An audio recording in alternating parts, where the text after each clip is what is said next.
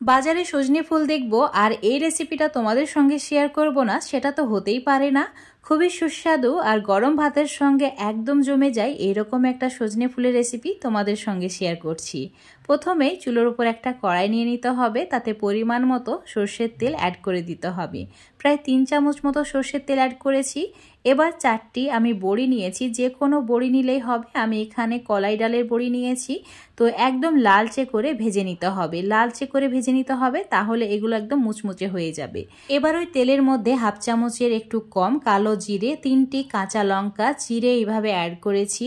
5-6 second ভেজে নেওয়ার পর অ্যাড করে দিতে হবে ডুমো করে কেটে রাখা আলু। আমি একটা বড় সাইজের আলু ভালো করে পরিষ্কার করে ধুয়ে নেওয়ার পর এভাবে ছোট ছোট ডুমো করে কেটে নিয়েছি। আলুর টুকরোগুলো যখন 50% মতো সেদ্ধ হয়ে যাবে তখন অ্যাড করে দিতে হবে চাক করে কেটে রাখা বেগুন। আমি একটা বড় সাইজের বেগুন এইভাবে চাক করে কেটে নিয়ে অ্যাড করেছি।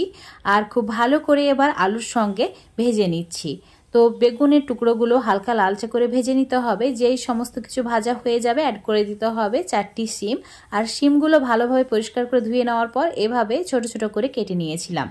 স্বাদ মতো একটু নুন আর হলুদ অ্যাড করে দিয়েছি, আর তার সঙ্গে অল্প একটু ধনে গুঁড়ো অ্যাড করেছি। এবার আবারও সমস্ত কিছু ভালো করে কষিয়ে নিতে হবে। মশলার সঙ্গে একটু সময় নিয়ে অনবরত নাড়াচাড়া করে এরকম করে কষিয়ে নিচ্ছি। চুলোর আঁচটা অবশ্যই এই সময় মিডিয়াম টু লো করে রাখতে হবে। দেখো একদম তেল ছেড়ে দিয়েছে। এবার অ্যাড করে দিতে হবে অল্প একটু মটরশুঁটি। মটরশুঁটি যদি না থাকে না দিলেও হবে, আর থাকলে অবশ্যই অ্যাড করবে। এবার অ্যাড করে দিতে হবে সজনে ফুল। আমি এখানে প্রায় 300 গ্রাম মতো সজনে ফুল নিয়েছি।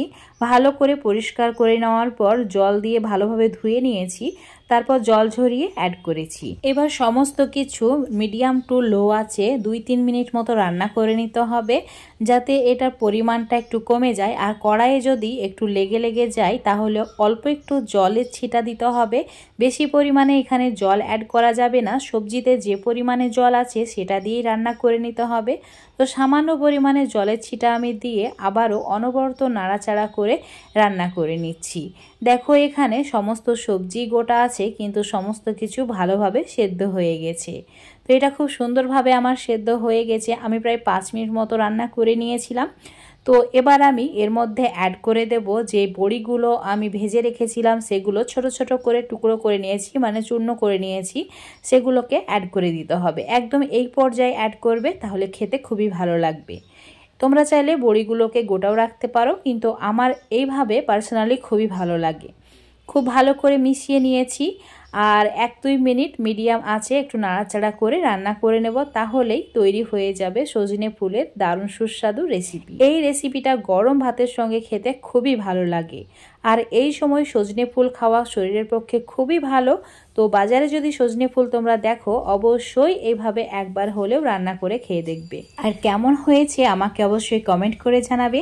আজকের রেসিপিটা যদি ফেসবুক পেজ থেকে দেখো, পেজটাকে ফলো করে নেবে। ইউটিউব থেকে দেখলে চ্যানেলটাকে সাবস্ক্রাইব করে রাখবে। আর রেসিপিটা ভালো লাগলে অবশ্যই লাইক শেয়ার করে দেবে। আরও রেসিপি পাওয়ার